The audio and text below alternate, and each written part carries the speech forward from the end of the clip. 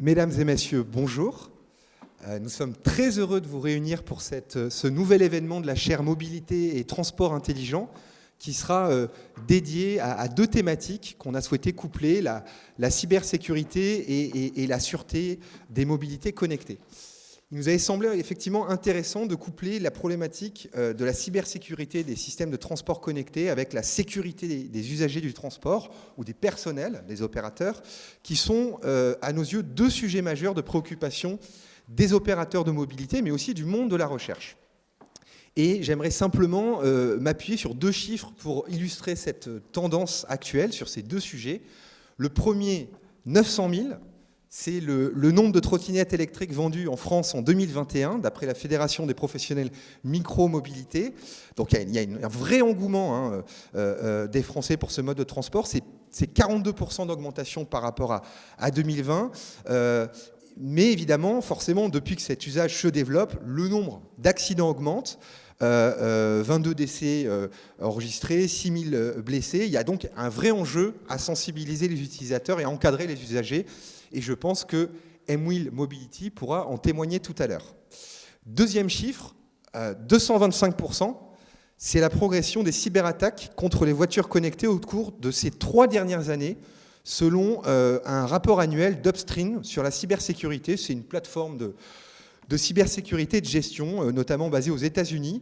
Et évidemment, alors, la nature des attaques sont très différentes. Ça va du simple vol de données qu'on peut très bien percevoir sur d'autres formes de cyberattaques, mais ça peut aussi aller jusqu'au vol, à l'intrusion dans le véhicule, au vol du véhicule, en passant par l'accès au système de contrôle, qui là peut être beaucoup plus embêtant si on se projette demain sur un train intelligent connecté où une personne malveillante en prendrait le contrôle. Voilà, je m'arrête sur ces deux chiffres. Et je reviens sur le programme de cette journée qui est évidemment dédié à ces deux thèmes, mais c'est aussi l'occasion d'accueillir 3 nouveaux membres dans la famille de la chaire, Aximum, CESI et M-Wheel Mobility.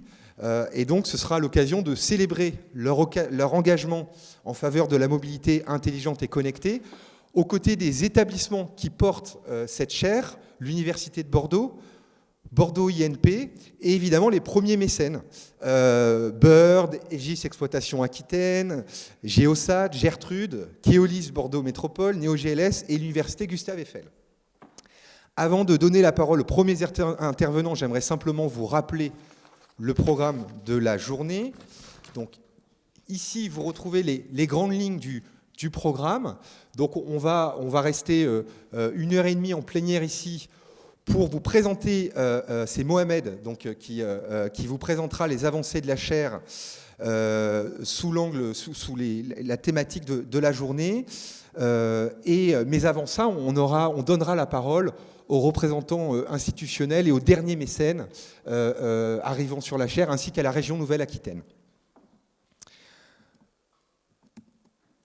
Ensuite, je reviens là-dessus, pardon. Ensuite, vers 12h30, on ira se restaurer à l'espace ingénieur. Et évidemment, on aura une petite cérémonie de signature symbolique avec les partenaires. Et en même temps, on aura aussi une session de démonstration proposée par nos entreprises, mais aussi par des doctorants étudiants et des poster-sessions. Donc voilà, je pense qu'on va avoir un temps très intéressant au moment du cocktail, suivi à 14h d'un workshop de 14h à 16h, organisé avec la chaire cybersécurité des infrastructures numériques et également avec Digital Aquitaine Topos. Voilà pour les grandes lignes de l'événement. Donc on espère que vous allez apprécier cette journée qui est vraiment très complète, qui part de la théorie pour aller jusqu'à la pratique. Et évidemment, vous aurez de nombreuses occasions de pouvoir tester les expérimentations et vous exprimer, notamment dans le cadre du workshop ou durant le temps du cocktail. Voilà pour les grandes lignes du programme.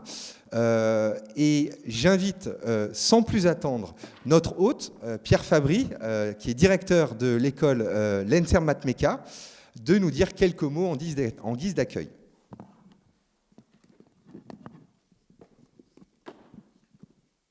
Merci Adrien.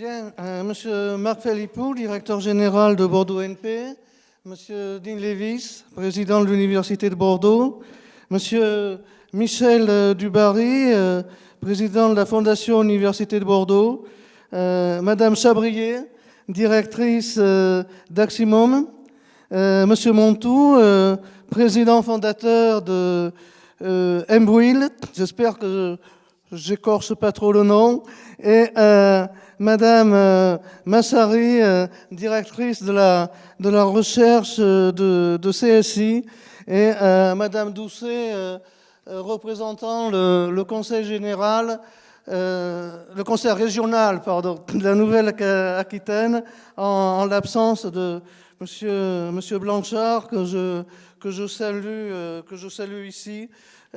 Il n'est pas inutile de rappeler dans cette instance le soutien sans faille que le Conseil régional apporte à nos établissements, en particulier à l'ENSERM Matmeka, que je dirige depuis bientôt 5 ans.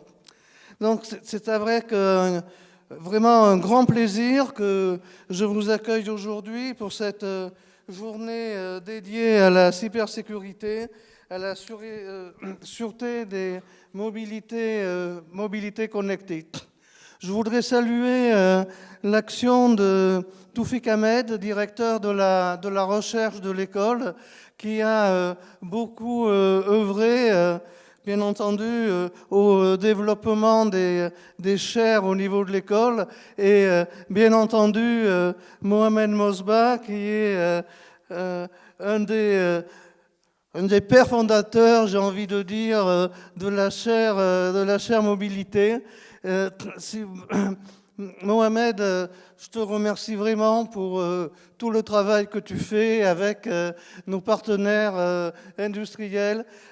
Si vous voulez, c'est le développement des chaires industrielles, c'est quelque chose auquel l'école tient beaucoup. Ça permet d'entretenir le microcosme, si je dirais, et les partenaires de cette chaire, et qui a bien entendu plusieurs aspects. Un aspect recherche, mais aussi un aspect enseignement, afin de former, si vous voulez, les ingénieurs de demain à ces nouvelles technologies. Donc, je vais sans plus tarder passer la parole à Dean Lévis, et je vous souhaite une excellente journée riche en travail, et vraiment c'est pour moi un très grand plaisir de vous accueillir aujourd'hui. Merci Pierre. Alors, juste avant de donner la parole au président de l'Université de Bordeaux, je vais demander à Marc Philippot de nous dire quelques mots en tant que directeur de Bordeaux INP. Ah oui, c'est Marc. Excuse-moi, Marc. Je suis interverti. Juste après, ça sera Dean. Mesdames et messieurs, chers partenaires, chers collègues, donc moi aussi je suis très heureux d'être ici aujourd'hui.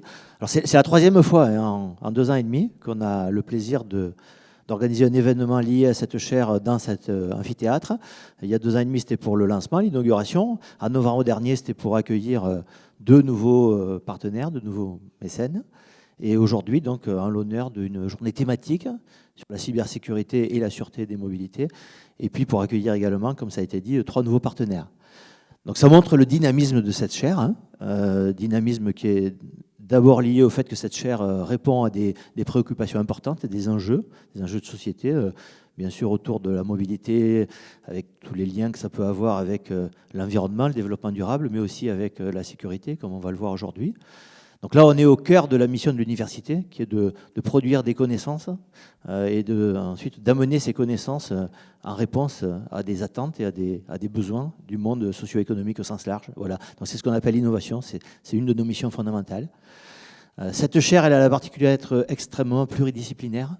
Elle mobilise plein de disciplines scientifiques différentes, de l'électronique embarquée, des réseaux, de l'informatique, des communications, mais aussi des disciplines plus en lien avec les SHS, puisqu'on verra dans la journée, bon, il y a du facteur humain bien sûr dans cette chaire, mais il y a aussi des questions juridiques qui vont être abordées dans l'après-midi. Voilà, donc elle bénéficie de l'expertise d'un établissement comme Bordeaux NP, qui est très pluridisciplinaire dans les différentes thématiques scientifiques qu'il porte, mais aussi de manière plus large de l'université, notre partenaire sur cette chaire, qui est une université pluridisciplinaire qui est sollicitée dans toutes ces différentes dimensions pour ce projet. Voilà. Elle a aussi, comme ça a été dit par Pierre, bien sûr, c'est une chaire qui produit des connaissances, qui est adossée à nos laboratoires, notre activité de recherche, mais qui implique aussi notre activité d'enseignement, puisque beaucoup d'étudiants sont impliqués sur différents aspects, différents projets en lien avec cette chaire. Et on en verra quelques exemples dans la journée, des présentations faites par les étudiants. Donc ça touche vraiment tous nos métiers d'établissement d'enseignement. Voilà, pour conclure, je voudrais remercier toutes les personnes impliquées dans l'organisation de cette journée. Donc bien sûr les organisateurs, donc Mohamed, le porteur de la chaire, et la fondation qui sert à l'adosser, mais aussi bien sûr nos partenaires académiques, l'Université de Bordeaux, nos partenaires industriels, et en particulier 3 nouvelles entreprises, donc Aximum, MWIL et le CESI, qui n'est pas une entreprise mais un établissement d'enseignement, qui nous rejoignent aujourd'hui pour nous accompagner sur cette chaire. Voilà, je vous souhaite une excellente et fructueuse journée.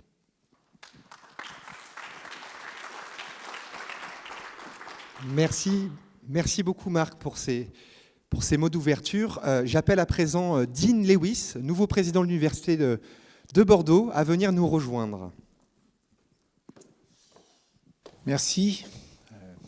Mesdames et messieurs, chers partenaires, chers collègues, je suis très heureux d'être parmi vous aujourd'hui pour la première fois sur ce type d'événement. Donc un point d'étape sur une chaire importante pour nous tous, pour les établissements du site bordelais.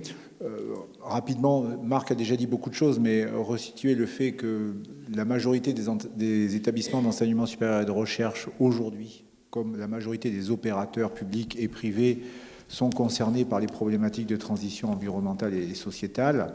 Et l'Université de Bordeaux a adopté une feuille de route en 2021 sur les transitions environnementales et sociétales. Et ça a été, quand j'ai été élu il y a 3 mois, un des axes forts de mon projet donc, et de la mandature qui vient au niveau de l'Université de Bordeaux, en bien entendu prenant en compte la dimension partenariale qui est nécessaire pour pouvoir réaliser les objectifs qui sont liés aux transitions environnementales et sociétales. Je pense qu'on a un rôle important, nous, des établissements d'enseignement supérieur et de recherche. On est concerné pour 3 raisons.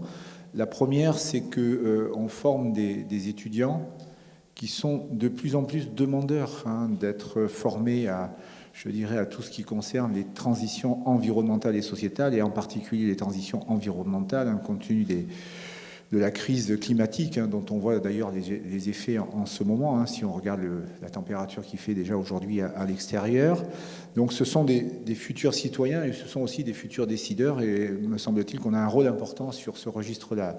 Le deuxième rôle, et Marc l'a déjà rappelé, c'est nous sommes des opérateurs de recherche et d'innovation, et nous avons aussi un spectre disciplinaire large qui nous permet effectivement de pouvoir répondre au mieux à un certain nombre de problématiques, y compris la problématique de la mobilité, en intégrant les problématiques juridiques et de cybersécurité. Et donc ça, c'est vraiment un point fort que l'on doit rappeler donc au niveau du site bordelais. Puis le troisième élément, c'est que les établissements, alors je vais parler de l'Université de Bordeaux, mais si on prend l'Université de Bordeaux et ses partenaires, nous avons une empreinte environnementale non négligeable au niveau de la métropole et au niveau de la région. L'Université de Bordeaux, en fluide, c'est 100 gigawattheures par an. C'est pas négligeable, donc on peut convertir ça en partie en gaz à effet de serre. Et donc là aussi, au-delà de former des étudiants, de faire de la recherche dans le domaine, nous devons nous-mêmes nous appliquer les principes que nous enseignons et que nous développons au sein de nos établissements. Voilà, donc ça c'est un panorama plus global. Ensuite, il y a un aspect qui est important on peut le décliner au niveau des mobilités, et les mobilités, ne serait-ce qu'au niveau des établissements, c'est quelques dizaines de milliers d'étudiants, voire 100 000 étudiants si on prend tous les étudiants de la métropole. C'est au moins quelques milliers de personnels donc, qui se déplacent tous les jours pour venir à l'université ou pour en repartir ou pour aller sur des pauses déjeuner. Donc c'est un point c'est quelque chose d'important. Et sur les mobilités, me semble-t-il qu'il y a déjà, premier niveau, c'est que l'énergie qu'on ne dépense pas, c'est celle je dirais, qui est le plus profitable en termes de développement durable. C'est comment limiter les mobilités. Et on peut parler des nouvelles modalités de travail suite à la crise Covid-19. Et puis, quand on aborde des solutions en termes de développement durable, et notamment en termes de mobilité, je pense que l'université et les laboratoires de recherche ont la prétention de pouvoir analyser les problématiques dans toutes les dimensions. Je veux dire par là qu'on va vous dire que le véhicule électrique, c'est un véhicule qui est propre. Si l'énergie qui sert à alimenter la batterie, elle est produite en Allemagne avec des centrales au charbon, c'est pas véritablement un véhicule qui est propre. La problématique des batteries, des métaux rares, etc. Donc nous, on doit être en capacité, quand on éclaire les décideurs politiques, quand on forme les étudiants, de leur permettre d'aborder les questions dans leur entièreté, hein, pour effectivement se dire que les choix qui sont faits au niveau des sociétés, au niveau des politiques, sont les bons choix en termes de développement durable. Donc ça, c'est un élément important que je tenais à rappeler. Enfin, il y a un dernier élément, je ne vais pas être plus long, mais que j'ai noté en regardant un petit peu la description de la chaire, hein, que je découvrais avant de venir, c'est que, et Marc l'a déjà mentionné, c'est la diversité. Hein, il y a différentes sources de diversité autour de cette chaire. J'ai déjà mentionné la diversité des disciplines, la diversité des acteurs, hein, des académiques, des industriels, la fondation, les collectivités territoriales qui sont aussi partie prenante, notamment sur la problématique des mobilités. La diversité aussi des niveaux de maturité technologique. On a à la fois de la recherche amont et de la recherche très appliquée, et puis même la diversité de la mise en œuvre de la chaire, hein, parce qu'on a effectivement de la recherche amont, on a des workshops, on pourrait imaginer que ça soit intégré dans un living lab, hein, où on a des expériences en réel avec des utilisateurs, des futurs usagers. Voilà, donc ça c'est aussi un élément important qui fait la richesse, me semble-t-il, de cette chaire. Voilà, donc merci beaucoup pour tout le travail qui a été fait. Merci pour le porteur de la chaire, hein, qui est présent ici. Et puis j'ai terminé mon discours et j'imagine que après moi c'est... Alors on va donner la parole aux mécènes. Aux mécènes, d'accord. Voilà, donc bienvenue aux mécènes. Merci. Merci beaucoup. Merci beaucoup, Dean, d'avoir rappelé notamment... Oui, non, pardon, oui, j'allais vous sauter, Michel. Non, on va donner la parole, excusez-moi. Non, c'est... Voilà, je connais... Je n'ai pas lu mes fiches, autant pour moi. Oui, merci beaucoup, Dean Lewis, d'avoir rappelé les missions des établissements d'enseignement supérieur et de recherche dans un contexte de transition. Merci d'avoir souligné aussi la diversité de la chaire au niveau de sa pluridisciplinarité, des acteurs et des différents types de maturité de recherche qu'on peut mener. Et avant de donner effectivement la parole aux mécènes, pardon Michel, on va donner la parole au président de la Fondation Bordeaux Université, Michel Dubarry. Mais en fait, ne vous trompez pas, je suis mécène de la Fondation, donc c'est vrai. Pas de problème. En tous les cas, moi je suis très heureux de participer à cette réunion et merci de toute cette organisation. Je suis un industriel à la base, hein, puisque je suis conseiller du groupe Rolls-Royce. Alors, on est présent depuis 1906 sur des transports terrestres, des transports maritimes et sur les transports aériens. Il y a un truc qu'on n'est pas présent, et là, vous m'avez ouvert des idées, c'est qu'il y a 900 000 trottinettes, vous dites, en France. Et là, on n'a pas de moteur de trottinette. Donc ça, c'est peut-être une idée à creuser pour le groupe Rolls-Royce. En tous les cas, pour nous, la cyberattaque et la cyberdéfense, c'est un domaine absolument majeur parce que la sécurité, évidemment, c'est le critère numéro 1 dans tous nos développements et ça prime et de loin sur les problèmes de rentabilité.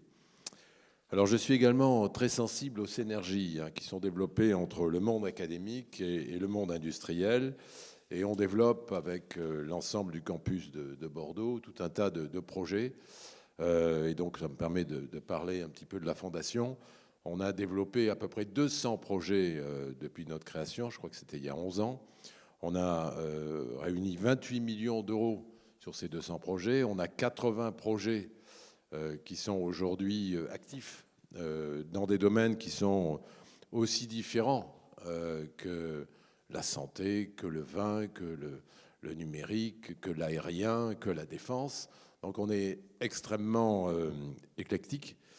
Et je me félicite de voir qu'on a une coopération et un soutien extrêmement fort, notamment de Dean Lewis, qui est président de l'université, mais vice-président également de la fondation, mais également de Marc Phalippou, qui est membre du conseil d'administration. Et donc, merci en tous les cas pour tout votre soutien. Alors pour moi, cette chaire est un parfait exemple des réussites à développer, synergie des acteurs de financement. Et quel parcours hein, en l'espace de 3 ans. J'ai eu le plaisir de donner le award de la recherche et innovation à Mohamed Mosba, qui m'a d'ailleurs très gentiment envoyé ce matin une coupure de presse de Al Jazeera, si j'ai bien compris, complètement en arabe, où on est tous les deux en photo et tu transmettras la traduction parce que j'ai eu difficulté à la lire. On a beaucoup collectivement beaucoup de défis à relever dans les 3 domaines, la terre, la mer et l'air. Dans le domaine de l'air, puisque c'est quand même ma spécialité, on a, je crois, deux challenges extrêmement importants. C'est le Sustainable Aviation Fuel, c'est-à-dire la biotechnologie, les biocarburants, et puis également l'hydrogène. Et on est très actifs. Je vois Éric Papon qui regarde ses notes. Éric, il faut développer absolument ces 2 technologies pour faire de Bordeaux un centre de recherche à la pointe.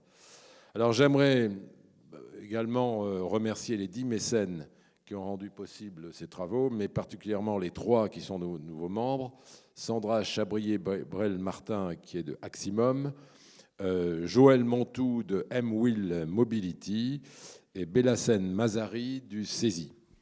Puis je remercie également les collectivités territoriales, la région Nouvelle-Aquitaine, avec Carole Doucet, ainsi que Bordeaux Métropole qui nous soutient. Voilà, c'est ce que je voulais dire. En tous les cas, je vous remercie de l'initiative d'avoir organisé cette journée. Et à la Fondation, nous sommes très fiers d'être votre partenaire. Merci. Merci beaucoup, Michel. J'appelle à présent, donc place cette fois-ci aux mécènes, aux nouveaux mécènes. J'appelle à présent Sandra Chabrier-Brey-Martin à venir rejoindre l'estrade. Je précise que vous êtes présidente d'Aximum. Aximum, donc, c'est une filiale de Colas, entreprise 100% française, leader mondial dans la construction et l'entretien des infrastructures. Et Aximum, c'est un opérateur dans le domaine de la sécurisation, la signalisation et la régulation des flux. La parole est à vous. Merci, bonjour de nous accueillir. Donc effectivement, Aximum est une filiale de Colas et on est une filiale presque 100% française, en tout cas 100% européenne. On a une dizaine d'industries, mais on a aussi des équipes qui font des travaux et des services, mais avant tout, on a des équipes qui font aussi de l'ingénierie.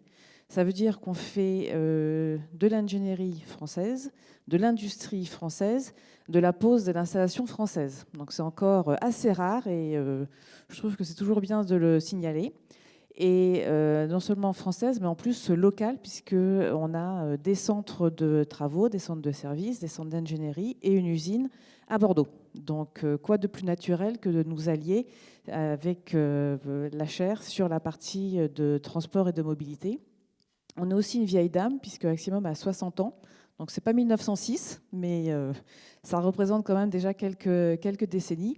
Et ça nous a paru, encore une fois, tout à fait naturel de s'associer avec la chaire de Bordeaux, parce qu'on croit beaucoup, en tout cas moi à titre personnel, mais aussi toute l'équipe, à la continuité, avec d'abord l'éducation, enseignement et recherche. Et ça a été rappelé par tous les présidents, comme quoi c'est bien 2 phénomènes qui doivent aller ensemble, ça ne peut pas être dissocié, il n'y a pas d'enseignement sans recherche et il n'y a pas de recherche sans enseignement. Et alors moi, je rajouterais même la 3e partie, c'est qu'après, il y a aussi les partenaires industriels, il n'y a pas une mission à la fin des écoles d'ingénieurs, à la fin de l'université ou à la fin de la recherche. Et ça doit bien être dans un esprit de continuité avec les partenaires industriels, mais aussi, et ça a été souligné dans les autres partenaires, avec les startups, qui est un phénomène un peu plus nouveau. Et donc, on travaille aussi avec NeoGLS, on a un partenariat de longue date. On a d'autres partenariats avec des startups, alors des partenariats, des prises de participation, mais parce qu'on doit rester agile Et donc, pas seulement agile dans la mobilité, mais aussi agile dans nos raisonnements intellectuels et dans nos façons de collaborer. Et c'est pour ça qu'encore une fois, la chaire était pour nous un vrai plus, une vraie opportunité de partage, parce qu'on a parlé aussi de développement durable, et donc on va devoir partager les ressources, mais aussi partager le savoir. Et c'est comme ici qu'il est. Merci. Merci beaucoup. Alors, je vais demander à Joël Montou de nous rejoindre. Joël Montou est le fondateur et président de M-Wheel Mobility, qui est une jeune start-up bordelaise, mais très prometteuse, qui gère notamment des flottes de vélos et de trottinettes électriques, et qui intervient aussi beaucoup dans le domaine de la prévention.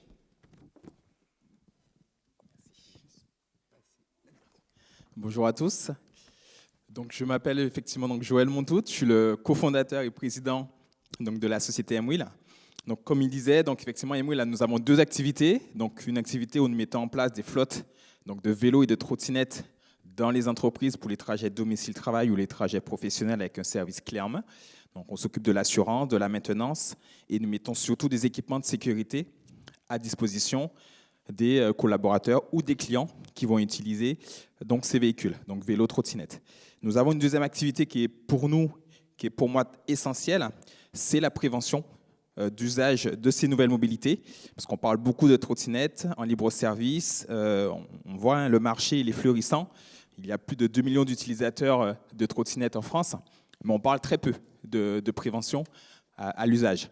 Donc nous, en fait, nous faisons de la prévention à l'usage de la trottinette électrique de manière innovante avec un simulateur de trottinette qui nous permet en fait de recréer des scénarios accidentogènes pour pouvoir accompagner l'usage et que justement les utilisateurs puissent anticiper toute situation accidentogène. Donc, grâce à ce simulateur, nous avons pu avoir l'appui de la région Nouvelle-Aquitaine pour développer cette innovation. Donc, nous sommes la seule entreprise en France à avoir ce type de solution pour accompagner l'usage. Et nous sommes ravis, en tout cas, d'intégrer la chaire. Et ça va nous permettre justement de continuer à développer notre simulateur, d'apporter de nouvelles innovation et d'amélioration, puisqu'effectivement, nous souhaitons rendre notre simulateur de plus en plus connecté pour accompagner l'usage. Donc, c'est pour ça, effectivement, nous avons intégré la chaire et nous allons pouvoir travailler avec les étudiants, avec toutes les équipes de la Fondation pour nous accompagner dans notre développement et surtout apporter de plus en plus de sécurité, en tout cas, aux utilisateurs de trottinettes électriques. Merci beaucoup. Merci beaucoup Joël et bienvenue dans la famille de la chaire. Alors, je vais demander à présent à Belhacem Mazari, directeur recherche et innovation du CESI, de venir nous rejoindre. Le CESI, donc, qui est un réseau de campus d'enseignement supérieur et de formation professionnelle. Merci. Voilà, donc j'interviens en tant que directeur de la recherche et de l'innovation du groupe CESI pour représenter donc Vincent Coas, le directeur général, qui avait un engagement pris de longue date et qui regrette de ne pas avoir pu donc être parmi nous et parmi vous, surtout ce matin.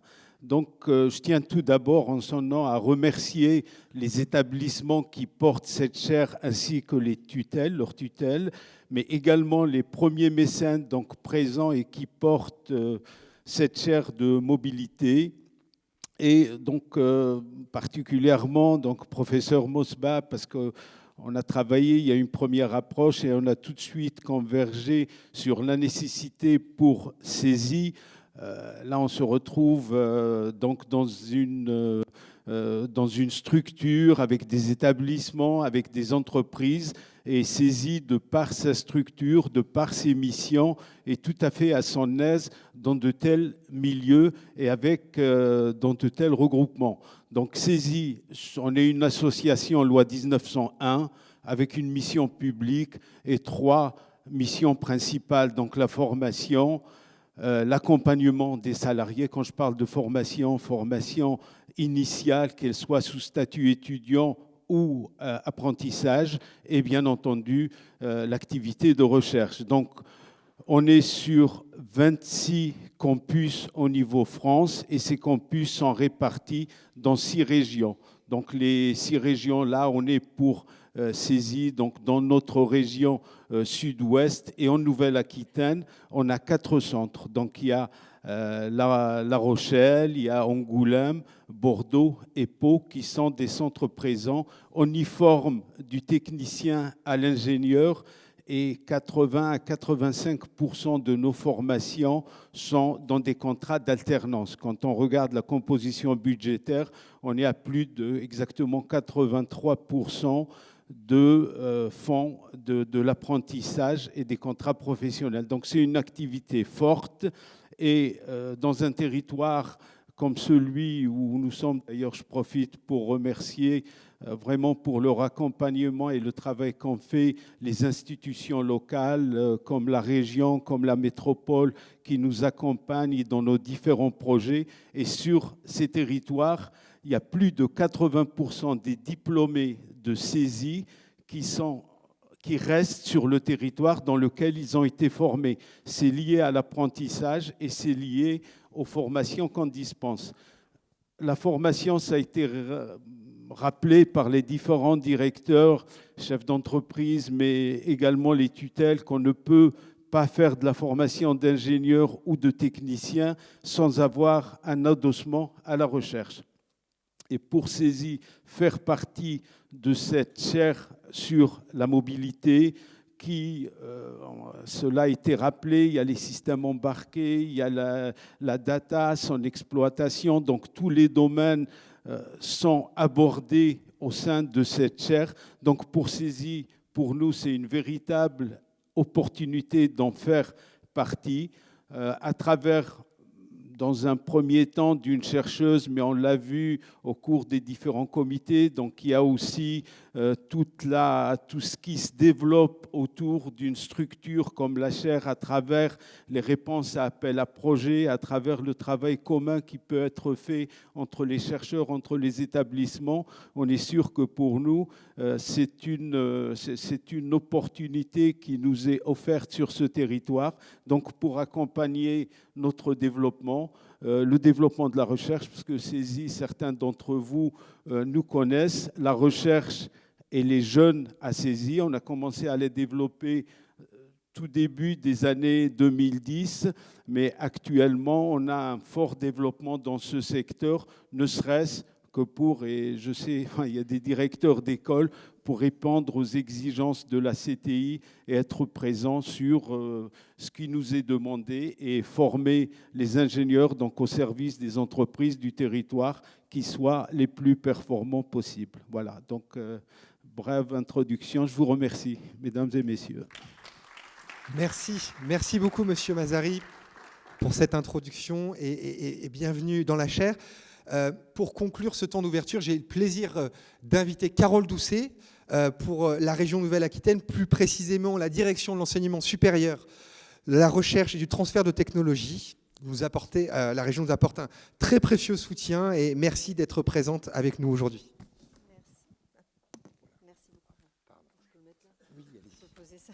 Je vous remercie beaucoup.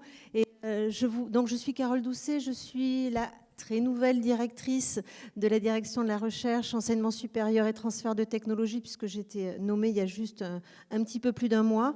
Je vous remercie beaucoup de nous avoir invités. Je vous prie d'excuser Gérard Blanchard, vice-président à la recherche, qui n'a pas pu se joindre à nous ce matin. Pour moi, cette chaire mobilité et transport intelligent, c'est l'occasion de vous parler un tout petit peu de l'alignement et de nos politiques publiques et de la façon dont la recherche ressource un petit peu nos politiques publiques sur ces thématiques-là. Et sur cette thématique, mobilité et transport intelligent et cybersécurité dans les transports, c'est vrai que nos politiques publiques sont relativement nombreuses. En tout cas, la région est concernée, très concernée par ces sujets, notamment parce qu'elle a un axe important, mobilité durable et intelligente, à travers notre grande politique de transport et à travers notre politique Néoterra. notamment parce qu'elle a un axe aussi, elle a une feuille de route cybersécurité qui a été votée en 2020 et sur lesquelles on va retrouver 2 thématiques très importantes. Un cybercampus porté par ADI. Je salue ma collègue Céline Andronikos qui représente ADI ici et qui est là pour fédérer les acteurs de la cybersécurité autour de projets collaboratifs. Dans cette feuille de route cybersécurité, il y a aussi un axe important sur laquelle on est très présent, de renforcement des compétences académiques amont pour venir justement ressourcer cette politique. Sur les politiques publiques portées par la région qui sont concernées, il y a aussi un sujet très important dans le SRD2I sur les batteries, sur les filières mobilité propre et batterie, mais aussi, et c'est important de le souligner, nous avons un grand document de travail qui s'appelle le SRADET, qui est le schéma régional d'aménagement et de développement durable du territoire, et on attend ce genre de chaire en ressourcement sur IA et transport. J'entends par là, on connaît aujourd'hui de très fortes mutations de notre territoire, une croissance urbaine incroyable, des mutations vers le littoral, une littoralisation très importante. Voilà, mutation urbaine, phénomène de mutation aussi au sein de notre territoire qui ont été renforcés par la crise sanitaire. On a besoin de comprendre l'évolution de nos morphologies urbaines et on a besoin de comprendre comment nos transports vont se développer, quels sont les grands axes de transport et quels sont les grands types de transports que l'on doit adopter pour travailler mieux, vivre mieux sur nos territoires. C'est vraiment un axe important pour nous. La façon dont la recherche, dont notre politique de recherche structure et ressource ces politiques-là, c'est justement en soutenant les chaires type, comme celle-ci. Le mandat de la nouvelle grande région a été l'occasion pour la direction de la recherche et pour son vice-président Gérard Blanchard d'harmoniser nos politiques, d'harmoniser nos outils. Le deuxième mandat, il le place réellement autour d'une politique scientifique qui est là justement pour ressourcer nos politiques publiques et qui s'organise autour de 3 grands axes.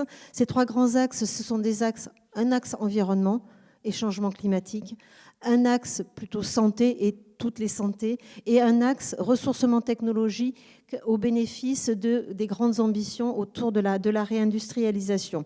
Et sur ces 3 sujets, finalement, cette chaire, elle vient répondre, alors un peu moins sur la santé, bien sûr, mais au moins sur les sujets changement climatique, environnement et ressourcement technologique. Et c'est la raison pour laquelle la région a soutenu, notamment à l'appel à projet recherche, des projets de développement d'infrastructures hybrides à base de réseau 5G pour le service... pour les transports intelligents. Et c'est la raison pour laquelle aussi on développe et on soutient des outils type réseau de recherche dont le réseau R3 MOB va bientôt se structurer, mais peut-être que Mohamed pourra en parler un petit peu plus tard. Voilà, je vous remercie beaucoup et je souhaite longue vie à cette chaire. Merci. Merci Carole.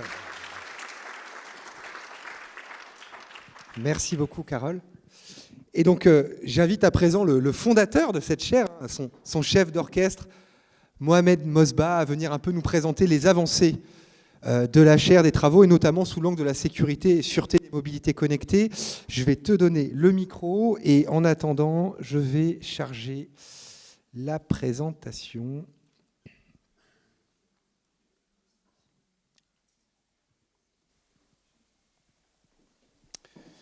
Bien, merci Adrien, merci à tous d'être présents.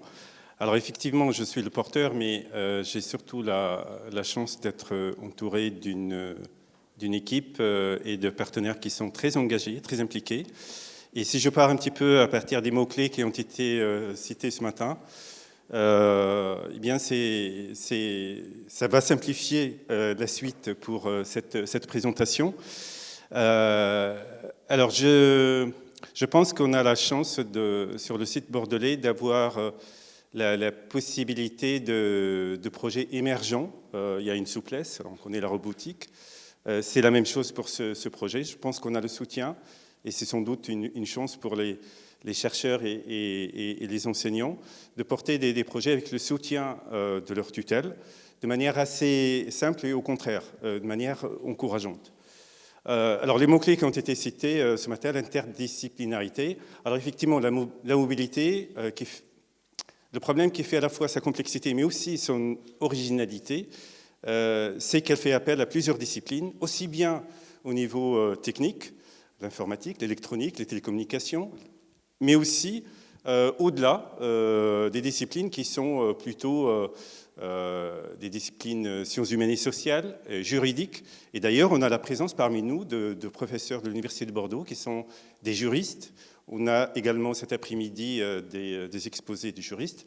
Donc ce n'est pas de la théorie, ce qu'on dit, c'est qu'on a déjà commencé à travailler ensemble. Et on a, alors je vais préciser ça tout à l'heure, on a également des échanges avec les sciences humaines et sociales, et avec des géographes, pour résoudre un petit peu les problèmes qui ont été cités par Madame Doucet, à savoir le lien entre mobilité et aménagement urbain.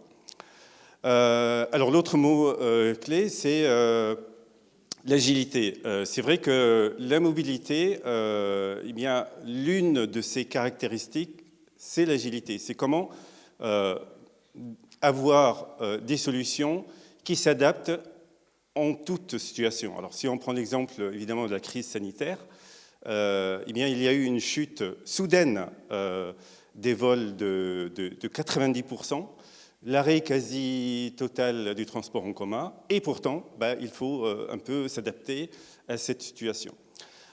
Si on regarde les chiffres qui ont été cités tout à l'heure, un peu de développement impressionnant des trottinettes électriques connectées, eh bien, il y a eu, comme l'a dit Adrien, au tout début, 900 000 ventes. Alors, si on le compare par rapport aux voitures neuves qui ont connu en même temps une chute impressionnante des ventes, donc on assiste sans doute à une mutation vers cette micromobilité connectée. Le revers de la médaille, c'est que ce développement soudain et important comporte également des problématiques auxquelles on n'a pas pensé avant. Et même les chercheurs, on a fait un état de l'art sur les modèles pour la mobilité, parce que, en tout cas dans mon domaine en informatique, quand on essaye de trouver des solutions efficaces, pertinentes, quand on veut comparer plusieurs approches, on essaye de modéliser, on compare, et puis c'est comme ça qu'on classe les solutions. Eh bien, il n'y a pas beaucoup de travaux de fait, donc ça nous ouvre Donc c'est à la fois une responsabilité, mais aussi c'est une opportunité de développer des travaux de recherche. Et d'ailleurs, c'est l'angle un petit peu choisi pour cette présentation qui est partielle. Et je m'excuse auprès de mes collègues qui sont présents, parce que certains ne vont pas probablement voir leurs travaux. J'ai choisi une présentation un petit peu qui fait un focus sur cette nouvelle problématique de micromobilité connectée, parce qu'elle est là. Parce qu'elle pose des nouveaux problèmes, des problèmes de sûreté, de cybersécurité. Alors, un exemple pour la sûreté, il y a eu sur Paris, Marseille et Lyon 6000 victimes de fractures à cause des trottinettes électriques connectées. Il y a eu quelques accidents. Donc, ça veut dire que c'est un sujet qui nécessite eh bien des méthodes, ou en tout cas des techniques importantes auxquelles il faut que nous, chercheurs et académiques, on s'y intéresse. Alors, si on prend également l'exemple de développement durable, alors évidemment, la mobilité, alors pour la mobilité, il y a un chiffre à retenir, c'est 30%. 30% de gaz à effet de serre est dû, en tout cas dans l'état de l'art qu'on a déjà fait il y a quelques temps, est dû à la mobilité, en tout cas au transport. Et 30% de la circulation de véhicules en ville, eh bien, ce sont des voitures qui cherchent à se garer. Ça arrive souvent à beaucoup d'entre vous d'aller à un rendez-vous, de trouver l'endroit, mais il faut chercher une place à se garer. Alors, en moyenne, évidemment, c'est 30% de circulation dans les villes. Et donc, ça veut dire que c'est un vrai problème de minimiser. Si on optimise la circulation, la conséquence immédiate est qu'on diminue également, en tout cas, on participe au développement durable. Et comme l'a dit Dean Lewis, et je partage totalement ce point de vue, il ne faut pas remplacer, quand on parle de transition écologique, il ne faut pas remplacer un problème par un autre. Quand on agit sur la transition écologique, il faut agir de bout en bout. Et d'ailleurs, c'est la vision qu'on a également dans cette chaire, à savoir qu'on s'intéresse au développement durable depuis les phases amont, depuis la conception d'algorithmes, de systèmes embarqués jusqu'à sa mise en œuvre. Et je vais un petit peu citer quelques travaux sur ce sujet. Par exemple, le cloud. Eh bien, on va essayer de voir comment éviter de tout mettre sur le cloud. Les calculs qui sont aussi consommateurs de ressources, comment faire pour les minimiser? Ce qu'on appelle, c'est une approche qu'on développe actuellement en informatique, le computeless, et notamment dans le domaine de la mobilité. Et puis, ce qui est important aussi dans cette chaire, c'est vrai qu'il a dépassé en tout cas nos estimations, c'est l'engagement de nos partenaires que je remercie, les premiers partenaires, les partenaires qui viennent d'arriver, et la diversité également de l'ensemble de ces partenaires.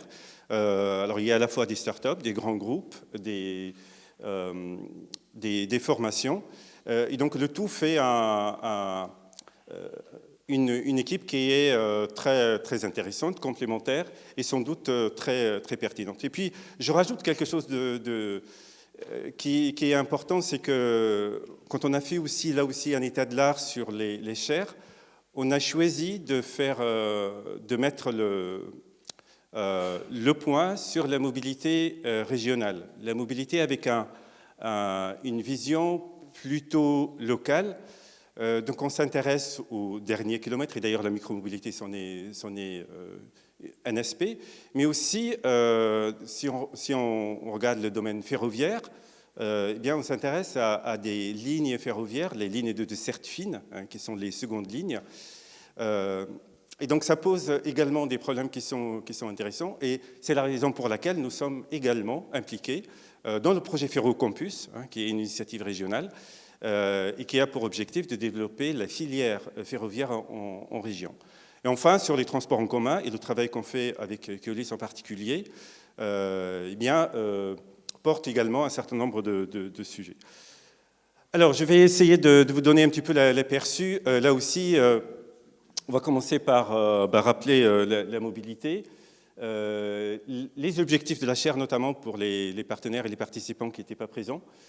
Quelques réalisations en faisant un focus sur la partie sécurité et sûreté, et puis les projets à venir. Alors évidemment, comme ça a été dit ce matin,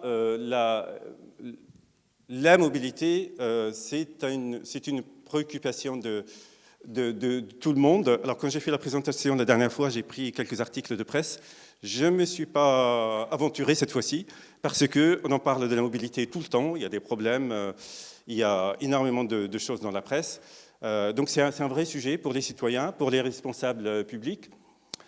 C'est aussi un sujet qui a une importance économique, hein, c'est important de le signaler.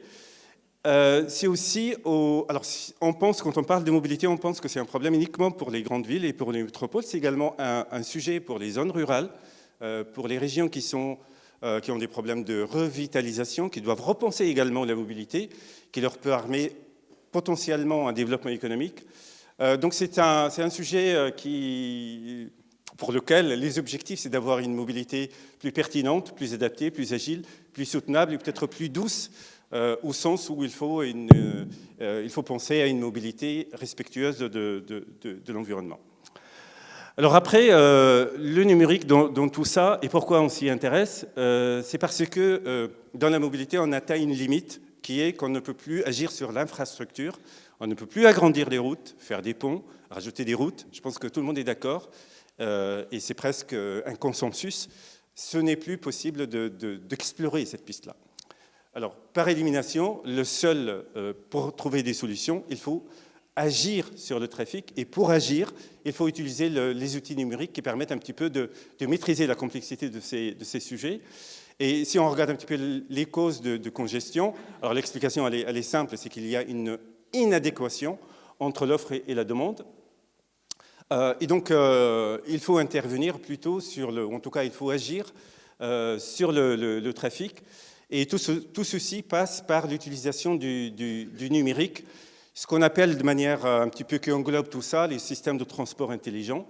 Mais il faut le voir comme l'utilisation du numérique pour améliorer le trafic et garantir également la sécurité ou la sûreté. Donc au total, on estime que si on utilise le numérique et si on met en place les ITS, on réduit les coûts au sens large de près de 25% des transports. Et l'objectif dans ces transports intelligents, en tout cas dans l'utilisation du numérique, c'est de passer d'une logique de transport à une logique de mobilité. Alors les mots ont leur importance. Le transport, c'est quand on a un véhicule, on veut se déplacer. La mobilité, c'est un service. On veut, quel que soit le mode de transport, on veut un service qui garantit la mobilité. Donc l'application du numérique au transport ont pour objectif d'optimiser évidemment, comme je viens de le dire, le service, d'améliorer la sûreté, la sécurité, de réduire la consommation d'énergie, d'offrir des nouveaux services, d'augmenter la qualité de vie. Et dans tout ça, il y a des enjeux technologiques et stratégiques majeurs. Si on en parle évidemment des systèmes embarqués, de l'intelligence artificielle, il y a un sujet important, c'est les communications, et notamment la 5G. On sait que c'est un sujet qui fait débat. La maîtrise de ces technologies est également un sujet capital et un sujet important, et ça comporte beaucoup de sujets. Donc tout ça, et donc tout ce qu'on vient de dire, l'ambition de la chaire, c'est d'avoir sur le site et avec les partenaires un centre d'expertise sur ces nouvelles mobilités, d'être moteur sur les innovations, les recherches, d'être aux pointes sur les technologies numériques dans le domaine des nouvelles mobilités, et de développer des interactions fortes avec les domaines ou les disciplines qui, en général, sont très, très loin. Mais comme je l'ai dit tout à l'heure, on a déjà commencé à travailler avec les sciences humaines et sociales, les juristes, parce que la mobilité intelligente, ou en tout cas la mobilité connectée, est de plus en plus automatisée, même si on n'a pas les véhicules autonomes. On a de plus en plus d'automatisation sur les véhicules qui posent des problèmes de responsabilité et pour lesquels nos collègues juristes ont déjà commencé à travailler. Et puis ça a été dit par Madame Chabrier, le continuum formation, recherche, transfert, et notamment la formation, qui est un petit peu une partie de nos métiers. Donc ça nous permet en fait d'agir à plusieurs dimensions. Préparer les citoyens de demain, parce qu'on a beaucoup d'étudiants, donc c'est un petit peu les citoyens de demain pour ces nouvelles questions de mobilité, mais aussi former des profils adaptés à ce secteur qui est demandeur de profils de haut niveau. Alors dans le domaine de la sûreté, dans le domaine de la cybersécurité, j'en ai pas parlé de la cybersécurité dans les transports, c'est un vrai sujet. Au tout début, quand il y a eu les transports intelligents, la course des constructeurs, c'était la mise sur le marché de nouvelles technologies, et ils ont un petit peu négligé la partie cybersécurité. Maintenant, on se rend compte que c'est un vrai sujet, parce que les transports, c'est un domaine critique. La cybersécurité est un sujet compliqué. Si on prend le contrôle d'un véhicule à distance, eh bien ça peut être un vrai danger, parce que c'est difficile à mettre à bord pour la bonne et simple raison que, en général, les unités de calcul qu'on a sur les transports ne disposent pas de beaucoup de ressources. Donc, rajouter des ressources supplémentaires pour la cybersécurité, c'est compliqué. Donc, on se rend compte maintenant que c'est un vrai sujet, et je pense que les constructeurs et l'ensemble des partenaires et du moins les communautés de recherche se sont intéressés, et ça fait l'objet du workshop de cet après-midi. Alors un rappel sur les objectifs un peu cadres, ou en tout cas globaux de cette chaire pour les participants et notamment les nouveaux partenaires. Donc notre objectif, c'est de créer, comme j'ai dit, des forces académiques sur ce sujet. C'est de développer des collaborations qui sont pérennes, et d'avoir une masse pour aller chercher par exemple des projets européens, des projets PIA, et d'avoir un vrai centre d'expertise visible non seulement au niveau régional, mais également au niveau national et international. Et enfin, d'avoir cette interaction forte avec nos partenaires industriels et avec les territoires. Et d'ailleurs, dans la présentation, j'ai voulu choisir un petit peu ce continuum entre formation, recherche, transfert, et on va le trouver dans la suite de cette présentation. Et donc, l'avantage qu'on a, et l'avantage aussi pour ce type de sujet, de passer par la Fondation Bordeaux Université, que je remercie au passage du soutien et d'avoir structuré et porté ce projet, c'est qu'on a besoin d'agilité. Donc, quand on monte un projet sur la mobilité, on ne peut pas prévoir il y a 4 ans que la micromobilité, là maintenant, c'est un vrai sujet. Donc, on a besoin de projets agiles qui s'adaptent. Et l'avantage de ce modèle de chaire, c'est que c'est la possibilité, en tout cas la liberté, mais entre guillemets, de pouvoir porter des projets qui peuvent ne pas être prévus largement à l'avance, comme ce qu'on fait dans les projets classiques. Donc ça, d'une part. Et d'autre part, l'interaction forte avec les milieux industriels, en particulier nos partenaires qui sont connus, qui sont des partenaires importants et très visibles sur ces sujets.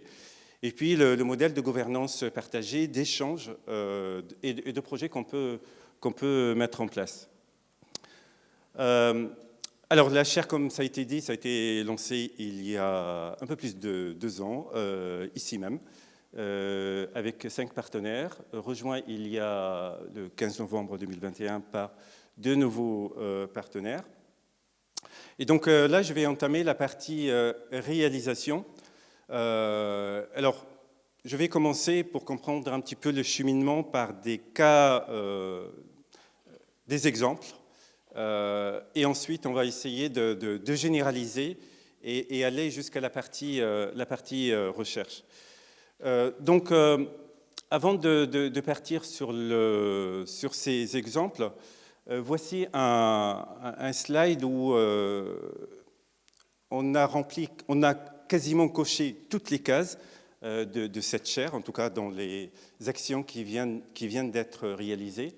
La formation, l'axe recherche, l'axe transfert et ce qu'on appelait l'axe transverse. Alors, dans l'axe transverse, on met dedans les conférences, les workshops, l'échange notamment avec l'écosystème, les échanges avec Topos Digital Aquitaine, avec Smart 4D, avec les territoires, avec la région, l'organisation également d'écoles d'été. Et donc, alors je pense que c'est un peu dense, mais vous comprenez bien qu'on a coché quasiment toutes les cases. On a des enseignements sur ces questions de transport intelligent, de mobilité. On n'a pas créé une nouvelle filière, mais on a rajouté des expertises à nos ingénieurs pour qu'ils puissent aller vers cette filière de nouvelle mobilité. Alors en particulier les systèmes de transport intelligent, que ce soit sur la partie data ou sur la partie matérielle. Et dans la partie matérielle, il y a des nouveaux problématiques. Donc on forme par exemple avec l'appui de l'IMS et le département électronique, des enseignements autour des véhicules autonomes connectés. Donc c'est Pierre Melchior qui porte cette activité. On a également pas mal de projets académiques sur ces sujets. Sur l'axe recherche, alors déjà, on a un adossement dans le laboratoire de site. Donc pour l'IMS, c'est le GPU ITS, donc c'est un GPU qui est transversal à plusieurs équipes. Et au Labri, on a maintenant une vraie équipe, c'est l'équipe DART, dans laquelle il y a robotique et transport intelligent. Donc on est bien adossé à la recherche des laboratoires, c'est important pour nous. Sur les thèses, on a 2 thèses qui sont directement financées, ou en tout cas cofinancées par la chaire et par la région Nouvelle-Aquitaine, et 7 autres thèses sur des sujets. Alors on voit en fait que cette activité de mobilité, elle est présente et que cette chaire, elle a aussi pour objectif de la fédérer, de la rendre visible et de faire en sorte qu'il y ait des synergies. Donc 7 autres thèses qui sont sur d'autres projets qu'on a également maintenant pu identifier. Et donc ça fait une masse d'expertise sur ces questions de mobilité. Il y a aussi pas mal de stages à l'IMS et au Labri. L'axe transfert, on a comme objectif de mettre en place, ou en tout cas de capitaliser sur l'ensemble des projets qu'on développe. Et l'objectif, c'est de mettre en place une plateforme sur le campus. On a déjà commencé par installer, je ne sais pas si le directeur de l'INSERB est au courant, mais des antennes, des RSU sur l'INSERB, et on pense sur le campus installer quelques antennes, donc qui sont un petit peu les futures infrastructures de mobilité connectée.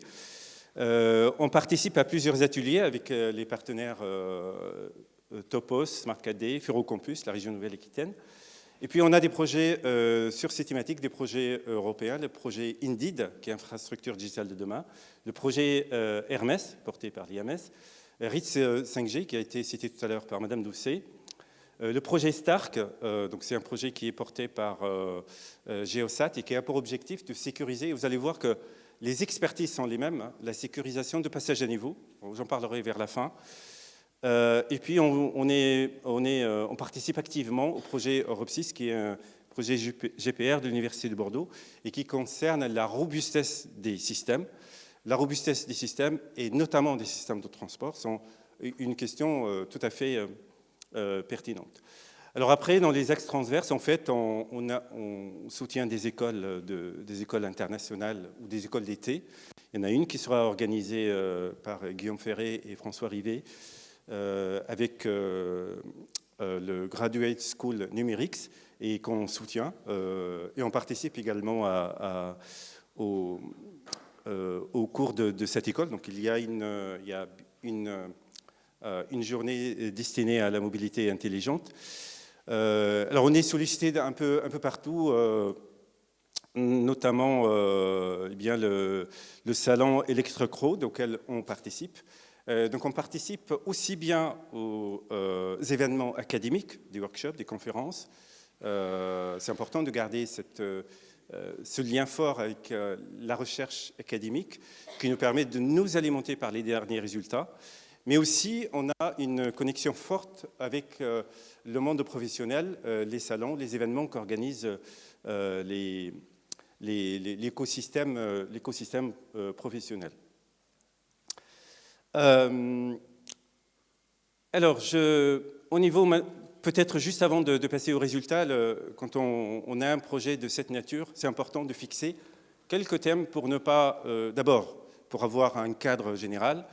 Alors, je rappelle que en tout cas, les deux axes qui ont été fixés ont fait l'objet de nombreuses discussions avec nos partenaires au tout début et avec l'écosystème, notamment les adhérents de Digital Aquitaine Topos, mais aussi les collègues universitaires. Donc, on a vu qu'on a des forces, en tout cas des expertises sur deux thèmes dans le domaine de la mobilité intelligente. Il y a un thème que j'ai appelé le thème système, qui englobe les systèmes embarqués, les lidars, la 5G, la partie matérielle, la qualité de service, les réseaux. Et puis un thème data. Généralement, les systèmes embarqués, en tout cas la partie matérielle et la partie data, sont dans les communautés séparées. Eh bien, on sait que la mobilité produit énormément de données, et même pour le fonctionnement lui-même de transport intelligent, on a besoin de données. Donc, on a un axe qui est l'exploitation de données, donc aussi bien pour le fonctionnement du véhicule que pour traiter l'information liée à la mobilité. Donc, on a un axe data pour la mobilité qui consiste à collecter, fusionner, traiter les données qui sont liées à la mobilité, avec une expertise, en tout cas une demande forte d'algorithmes issus de l'intelligence artificielle. On sait que l'intelligence artificielle pour la mobilité est une vraie thématique. D'ailleurs, dans le rapport Villani, souvent le cas d'usage, en tout cas l'exemple qui revient souvent dans son rapport, c'est la mobilité automatisée, en tout cas c'est le véhicule autonome. Et donc, sur cette partie d'intelligence artificielle, on l'a identifié comme un sujet important dans le domaine de la mobilité. Et enfin, de manière transversale, on regarde un petit peu les opportunités et les cas d'usage, ou en tout cas les cas d'études qui apparaissent. Alors, la micromobilité, c'est celle que je vais développer par la suite, mais il faut savoir qu'on a travaillé également sur des sujets comme le platooning, comme Ferrocampus, le passage à niveau, la sécurisation de ronds-points que j'avais présenté la dernière fois. Et donc, si je fais un focus sur la partie sûreté, alors ça sera sur des exemples. Alors, la sûreté de la micromobilité, comme je l'ai dit tout à l'heure, c'est un vrai sujet parce que la trottinette, en fait, va aux moyennes, en tout cas, ou un vélo électrique, à 25 km/h. La vitesse peut apparaître pas trop élevée, sauf qu'elle va dans des endroits qui sont, où il y a des piétons, où il peut y avoir beaucoup d'obstacles. Et donc, il faut développer des solutions à ce type de véhicule. Alors, je vais juste la survoler. Il y aura une démo tout à l'heure dans l'espace ingénieur. Il y a également la détection du piéton et chaussée pour la micromobilité qui fait l'objet d'un stage avec un Master 2 d'informatique de l'Université de Bordeaux. Je vais vous montrer également un aperçu sur l'avancement. Les simulateurs de trottinettes qu'on peut mettre également dans cette partie-là, que vous allez voir tout à l'heure et qui sera présenté par Unwheel Mobility. Et puis, si on essaie de... Alors, il y a beaucoup d'exemples sur disons, le véhicule. On aurait pu prendre le vélo, on aurait pu prendre des véhicules qui apparaissent maintenant entre vélo et voiture. Et donc, ils ont une problématique commune, c'est la perception. La perception, parce qu'un véhicule automatisé, ou en tout cas même un véhicule autonome, en fait, tout seul, il est aveugle, il ne voit rien. Il avance en communiquant avec les autres, en percevant l'environnement. Et donc, la perception, c'est un vrai sujet scientifique qu'on a dégagé, qui fait l'objet d'ailleurs d'une thèse. Alors, la perception collaborative augmentée, parce que les véhicules connectés, en fait, interagissent non seulement avec les véhicules environnants, mais également avec l'infrastructure. Et de tout ça, il faut qu'ils fassent une perception de l'environnement et qu'ils prennent des décisions. Le deuxième problème lié aux 3 cas qui sont cités, c'est le traitement de données. C'est qu'on a besoin non seulement de perception, mais aussi de faire des calculs, de faire des traitements qu'on fait généralement avant sur le cloud. Mais comme il y a maintenant presque une démarche généralisée qui consiste à ramener les calculs au plus proche des devices, au plus proche des usagers, eh bien on a le même problème avec la mobilité, c'est que les calculs, il faut les faire les plus proches possible. Mais ça pose des problèmes, donc on a une thèse également sur ça. Alors je vais vous donner ça sur des exemples un petit peu qui ne sont pas loin, donc c'est un peu pour montrer, juste faire travailler les étudiants sur des cas du campus. Donc là, si vous voyez, c'est le rond-point entre Bethany et... Est-ce que vous reconnaissez? C'est le rond-point entre Bethany et Arimiutier, c'est un rond-point, le rond-point juste après Bethany, pas loin de l'ENSC, et d'ailleurs, d'après la mairie de Talence, c'est l'un des endroits dans lequel il y a beaucoup d'accidents. Et donc, on a pris comme un cas d'étude aussi, pour voir si la mobilité connectée permet de réduire les accidents. J'ai pris cet exemple, si vous vous souvenez, la dernière fois. Là, il va y avoir un ajout supplémentaire, à savoir comment gérer la micromobilité. Il peut y avoir des trottinettes, des vélos, des trottinettes qui vont vite, qui peuvent foncer. Et donc le cas d'usage qu'on avait regardé, c'est comment dévier les trottinettes, en tout cas leur donner à l'avance l'information pour qu'ils dévient leur route et qu'ils évitent un petit peu de tomber dans les bouchons. Donc sur l'exemple ici que vous allez voir, j'espère que la vidéo fonctionne, on va voir un accident, désolé pour Keolis, ils sont là. On va supposer un accident, c'est une hypothèse, entre le tram et un véhicule qui ne fait pas attention. Et le cas d'usage, c'est qu'on informe par des... Alors, je ne vais pas rentrer dans le détail, mais par des messages qui sont issus de la mobilité connectée, les usagers de la route, et en particulier les trottinettes, pour qu'ils ne viennent pas faire les curieux, regarder, mais qu'ils dévient leur route, qu'ils partent un peu plus loin. Donc là aussi, vous allez voir des étudiants qui sont en deuxième année et qui ont réalisé un projet qui sera présenté. Mais peut-être je vous montre... Alors il faut suivre parce que l'animation va très vite. Donc là, la première, c'est...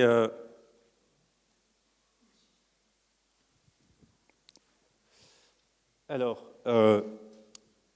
première...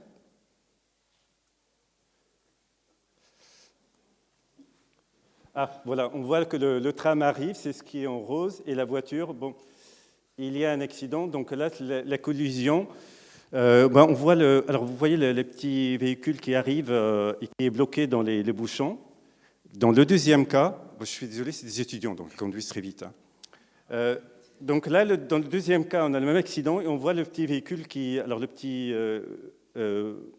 véhicule bleu qui a reçu l'information et qui dévie sa route et qui vient pas qui vient pas attendre parce que c'est bouché, parce que il n'y a pas de problème. C'est un exemple simple, c'est sur le rond-point.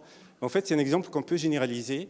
On peut imaginer que, alors pour ceux qui connaissent le sujet, c'est des messages qui sont spécifiques dans la mobilité connectée, qu'on appelle la DENM, et qui peut être facilement diffusé, y compris via le cellulaire, donc sur les smartphones, et qui permet de dire attention sur le rond-point de Béthanie, il y a un accident, ne venez pas, parce que sinon vous allez vous prendre les bouchons. Et alors, vous allez me dire, c'est l'exemple de Waze. Oui, sauf que là, en fait, c'est une information beaucoup plus sûre que Waze. C'est une information vraiment envoyée par l'infrastructure, donc c'est une information pas envoyée de manière comme par quelqu'un dans une philosophie communautaire qu'on avait également envisagée comme solution, mais c'est une information envoyée par la structure, donc elle est sûre. Et qui permet un petit peu comme ça de fluidifier la circulation et d'éviter que des trottinettes ou des vélos, ou en tout cas une micromobilité, soient bloqués dans les bouchons. Alors c'est une même solution que les véhicules, sauf que là, nous, ce qu'on a fait, c'est qu'on a adapté à la micromobilité. Donc c'est un exemple où on essaie d'anticiper, et c'est ça un petit peu le rôle de la recherche, de préparer l'intégration de ces nouveaux engins, de cette micromobilité, aux véhicules connectés, aux véhicules intelligents, aux systèmes de communication qui sont déjà en place. Comme si vous avez pris la rocade, vous voyez souvent des messages, des panneaux qui affichent qu'il y a des bouchons un peu plus loin ou qu'il y a des problèmes. Donc ça, c'est un petit peu les mêmes... alors c'est uniquement sur la rocade, c'est les mêmes solutions qui sont en train de se déployer un peu partout. Et ce que nous, on fait, c'est qu'on le rajoute à la micromobilité. Le deuxième exemple, cette fois-ci, c'est on est en train de rajouter, de tester l'ajout de caméras. Alors on aurait pu utiliser d'autres technos, mais on teste plusieurs technos, de caméras à bord de trottinettes pour détecter les piétons, parce que d'après les opérateurs Bird et les opérateurs de trottinettes et vélos, il y a deux problèmes pour les trottinettes, les piétons et les chaussées. Il y a eu des accidents avec les piétons et les chaussées. Et donc, on essaie de travailler sur la sûreté de ces... Comment améliorer la sûreté des trottinettes vers les piétons et vers les chaussées. Donc, alors, on aurait pu développer... On est en train de réfléchir sur l'utilisation de capteurs ultrasons ou d'autres types de capteurs. Mais on a voulu aller un peu plus loin, utiliser des caméras à bord qui permettent un peu de détecter, vous allez le voir. Alors si on prend cet exemple, là, c'est l'équivalent d'une trottinette, donc qui traverse une route avec pas mal de piétons. Et comme je l'ai dit tout à l'heure, le défi pour la micromobilité, c'est que, contrairement aux véhicules, il peut y avoir des dangers assez rapidement. Alors on voit, donc ça c'est un exemple, et donc ce qu'on est en train de développer, c'est la détection par des algorithmes de reconnaissance. Alors vous allez me dire oui, c'est pas très compliqué, sauf que le défi, c'est qu'il faut des algorithmes qui soient qui doivent pas consommer de ressources, parce qu'on est à bord de trottinettes, donc les systèmes à bord n'ont pas de ressources importantes. Donc ça, c'est le premier défi. Et le second, qui est un petit peu l'opposé, c'est qu'on est dans un environnement là aussi critique. Donc la détection doit être la plus fiable possible. Et il faut qu'on fasse la somme de ces deux-là. Donc là, si on regarde, alors essayez de suivre maintenant, si vous voyez...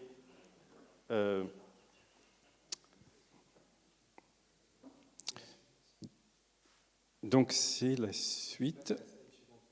Voilà. Alors si on voit ça maintenant, donc avec un algorithme de reconnaissance à bord, on arrive à détecter les piétons et pas les autres objets.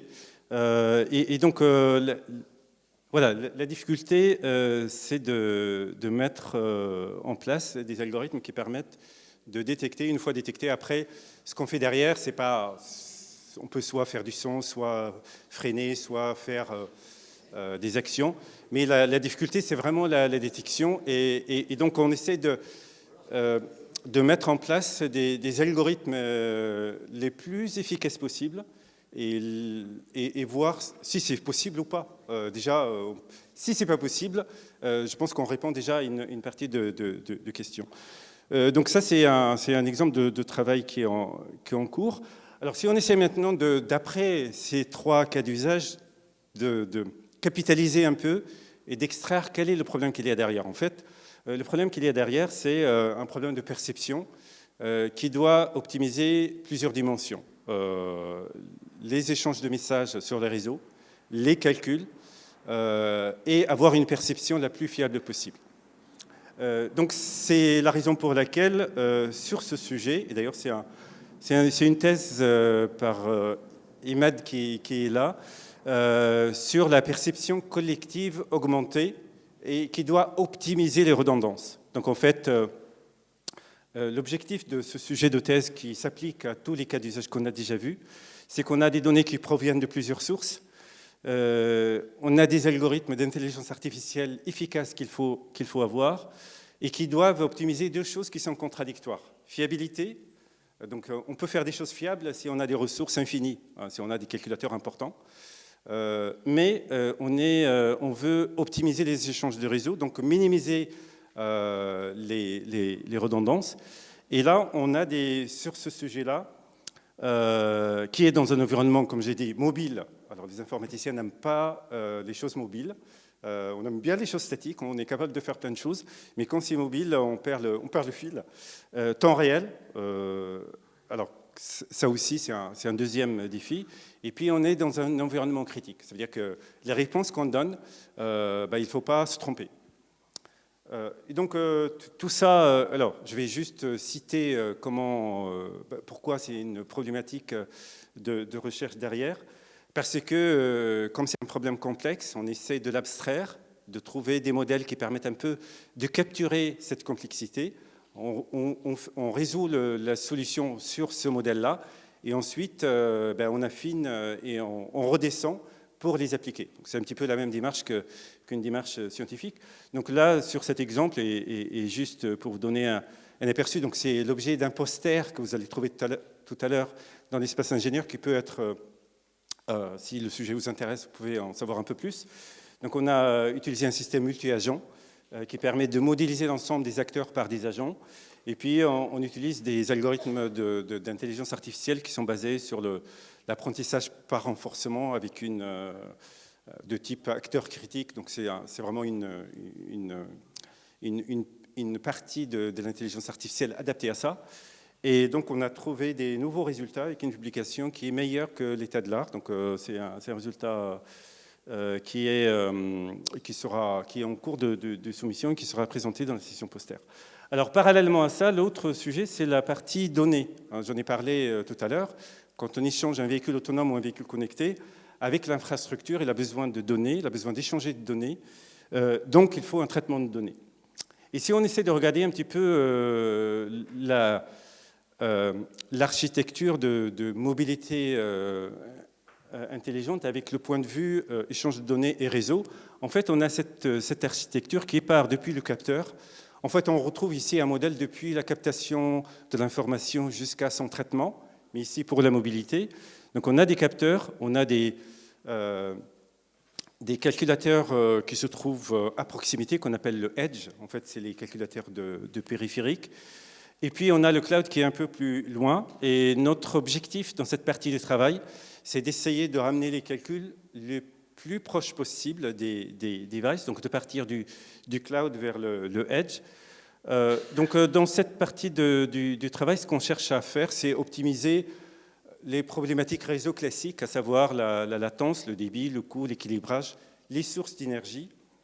Donc, même dans cette solution, on tient compte un peu de la partie développement durable, comme je l'ai dit tout à l'heure, et de transition énergétique, qui ne doit pas être faite a posteriori, mais dès la conception de la solution. Donc on est capable, par exemple, de privilégier, quand on fait les calculs, une source de traitement qui est à énergie verte. Donc on la privilégie quand on fait la migration de services, par exemple, pour les usagers.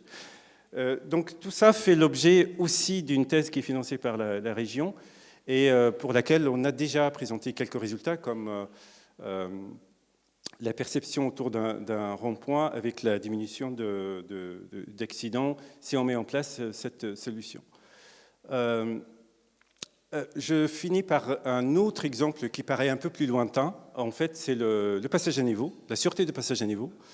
Alors, vous savez qu'il y a près de 15 000 passages à niveau en France et que le problème qu'il y a avec ces passages à niveau, c'est qu'un accident sur deux est mortel. Donc, ce sont des accidents qui sont très dangereux, qui peuvent être dramatiques, parce qu'un bus qui est bloqué avec des enfants à bord peut être malheureusement percuté et c'est très compliqué de l'anticiper. Donc ce qu'on a mis en place, donc ça c'est dans le cadre du projet STARK, c'est une autre thèse financée par le projet STARK, c'est comment appliquer ces résultats à ce problème qui aussi fait partie du projet Furocampus. Donc ce qu'on a mis en place, en tout cas ce qu'on étudie dans le cadre de nos travaux, c'est l'ajout d'infrastructures numériques, donc caméras lidar, et puis des moyens de communication qui peuvent être aussi bien ITHD5 que cellulaires. Et l'objectif, c'est de voir si cette solution est pertinente et comment sécuriser ce passage à niveau. Donc là aussi, ça fait partie de résultats qu'on a déjà effectués, qui a été présenté la dernière fois. Et on utilise des outils de simulation qui sont basés sur Omnet, Vince, Sumo, Unity, qui sont des outils académiques qui permettent de simuler la mobilité intelligente et qui permet de faire des simulations réalistes. Donc quand on développe sur ces modèles-là, ce ne sont pas de l'animation, ce n'est pas juste un algorithme, mais on utilise vraiment des vraies communications à l'aide d'un simulateur qui fait déjà consensus auprès des académiques. Donc, en résumé, la méthode de travail qu'on a choisie dans cette chaire, c'est qu'on a l'avantage d'avoir des partenaires qui nous alimentent, et on le verra tout à l'heure, par des innovations, par des cas d'usage, par des retours terrain, donc par des expérimentations réelles. Sur la partie sûreté de sécurité, qui aurait pu être un autre thème, on valide ça par les thèses, comme je vous ai montré sur l'exemple de perception. Déjà, parce que notre rôle aussi, c'est d'améliorer ou de développer les connaissances, de faire de la formation. Et le tout nous permet également la formation, la dissémination de tout ce qu'on a trouvé, ou en tout cas de tout ce qu'on peut récolter de ces projets. Alors pour terminer, donc ça c'est une vision partielle, mais il y a pas mal de projets qui proviennent notamment comme je l'ai dit, de la micromobilité au tout début, l'optimisation des placements de véhicules en free floating. Donc c'est un vrai sujet qui est posé actuellement pour les opérateurs. C'est comment améliorer le placement initial des véhicules en free floating pour qu'ils soient, pour améliorer les services auprès des usagers. C'est un vrai sujet. Et en fait, on ramène ça. Alors, c'est pas uniquement un simple problème d'optimisation, c'est compliqué. Et donc, c'est un sujet sur lequel on a déjà démarré un travail sur cette question-là. L'amélioration de la navigation pour la micromobilité connectée. Alors, on connaît tous le GPS. On sait que c'est très développé pour les véhicules. Pour la micromobilité, c'est un cas compliqué parce que souvent, les usagers ne veulent pas forcément l'itinéraire le plus rapide, mais ils peuvent vouloir aussi l'itinéraire le plus sécurisé. Donc c'est une notion qu'il faut définir parce que certains ne veulent pas utiliser la micromobilité pour la bonne et simple raison que ce n'est pas sécurisé. Donc on a pensé que, et on n'est pas les seuls, hein, c'est un sujet qui commence un petit peu à émerger, qu'on peut définir une notion de trajet sécurisé. Donc pour ceux qui ont le temps mais qui privilégient la sécurité, eh bien on va leur proposer un itinéraire beaucoup plus sécurisé, peut-être probablement un peu plus lent.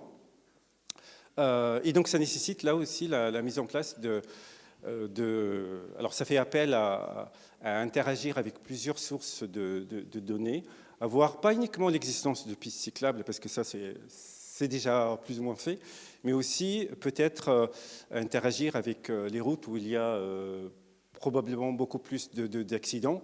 En tout cas, nous, l'objectif, c'est vraiment de bien définir cette notion-là et de proposer une navigation sécurisée.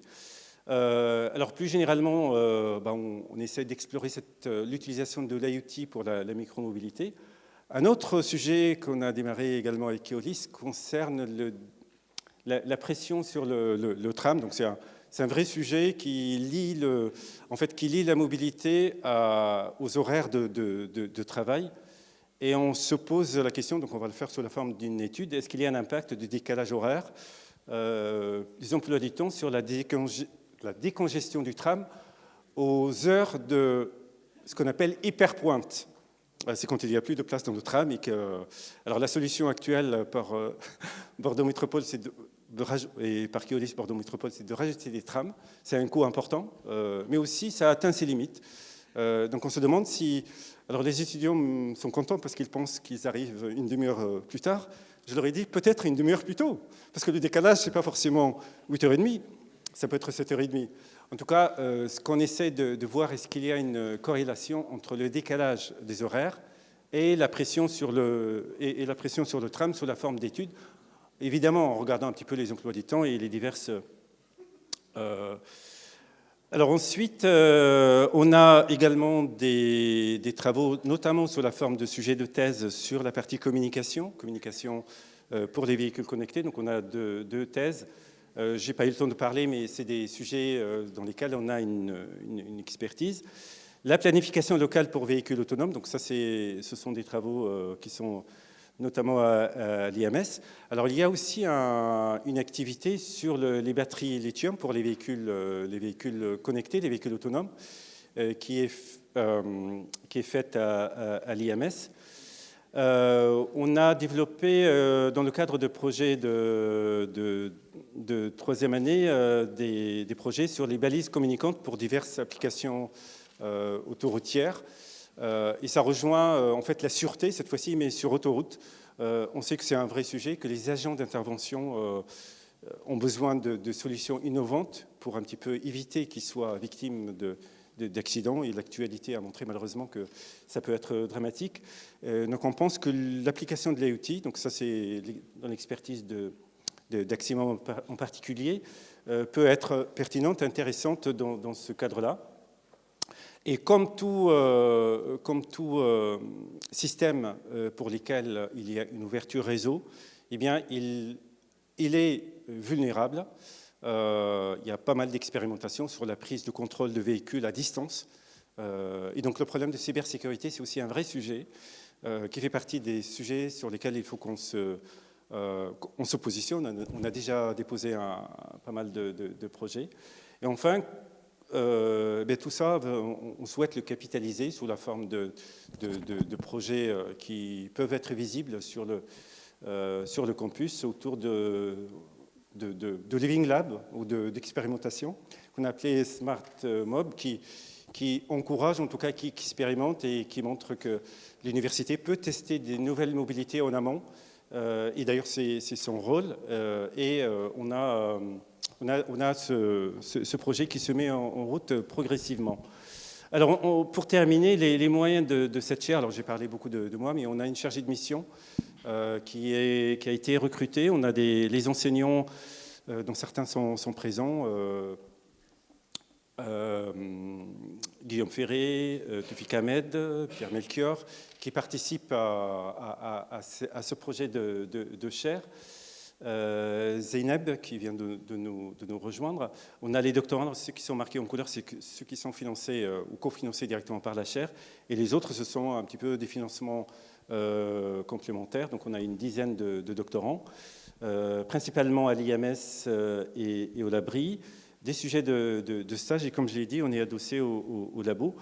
Alors les projets en cours, il y a des projets européens, des projets régions, le projet EUROP6 du B, le projet que porte la région et dans lequel on est impliqué, Ferrocampus.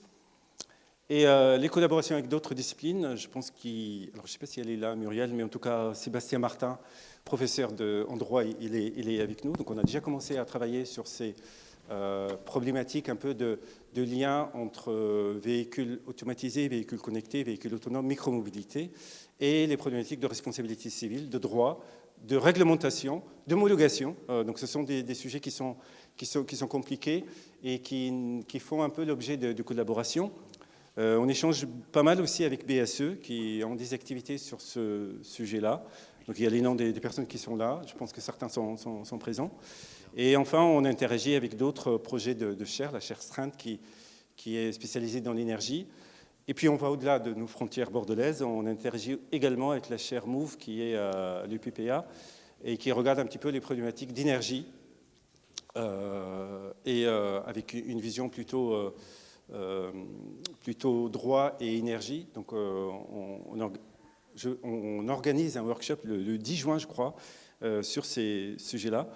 Et enfin, comme ça a été signalé, on a le projet de créer un réseau régional de recherche donc, qui fédère l'ensemble des académiques autour de ce sujet important et qui permet d'aller aussi chercher probablement des disciplines qui sont complémentaires et qui permettent un peu d'avoir un centre d'expertise qui est commun à plusieurs disciplines et donc riche et qui peut répondre à ces sujets qui sont compliqués.